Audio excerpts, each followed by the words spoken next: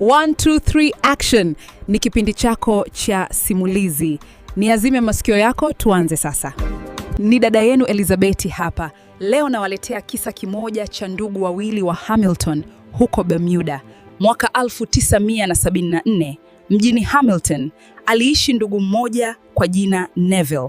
Basi bwana, siku hiyo akawa ametoka akiendesha baiskeli yake ya injini, zinaitwaga moped. Unajua nini kilitokea? Jamaa hakwenda hata umbali mrefu sana jamani. Yaani gari aina ya taksi ilitoka huko ikiwa na kasi, ikamgonga na pale pale akafariki.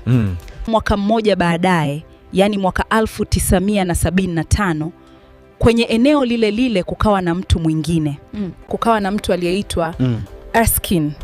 Huyu alikuwa mdogo wake marehemu Neville. Huyu naye alikuwa anaendesha baiskeli ya injini kama ile aliyokuwa anaendesha kaka yake.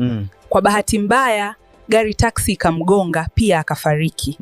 Gari iliyomgonga ni ile ile iliyomgonga kaka yake. Na cha ajabu kabisa, dereva alikuwa ni yule yule aliyemgonga kaka yake. Na alikuwa amembeba abiria yule yule aliyekuwa amembeba siku alipomgonga kaka yake.